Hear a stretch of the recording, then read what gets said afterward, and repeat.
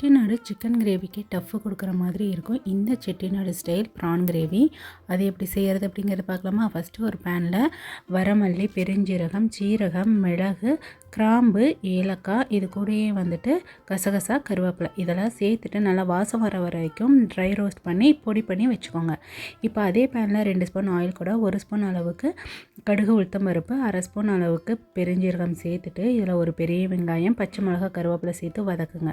ஒரு பெரிய தக்காளி, அது கூடயே இஞ்சி பூண்டு பேஸ்ட்டு சேர்த்துட்டு மஞ்சள்தூள், உப்பு சேர்த்து நல்லா மிக்ஸ் பண்ணி விட்டுடுங்க. தக்காளி நல்லா வெந்து வந்ததும் காரத்துக்கு தகுந்த மாதிரி மிளகாய்த்தூள், 1/2 ஸ்பூன் அளவுக்கு கரம் மசாலா, வச்சுருக்க பவுடர் 2 ஸ்பூன் சேர்த்துட்டு நல்லா மிக்ஸ் பண்ணிவிட்டு இதில் 1/4 கப் அளவுக்கு தண்ணி சேர்த்துட்டு மசாலா கரிஞ்சு போகாமல் இருக்கிறதுக்கு 2 நிமிஷம் மூடி போட்டு வச்சுக்கோங்க.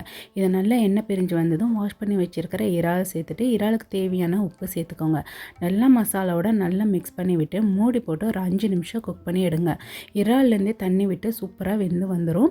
ஃபைனலாக 1 ஸ்பூன் அளவுக்கு மிளகுத்தூள் சேர்த்துட்டு கை நிறைய கொத்தமல்லி கீரை போட்டு இறக்குனீங்கன்னா அட்டகாசமான கிரேவி ரெடி. ட்ரை பண்ணி பாருங்கள்.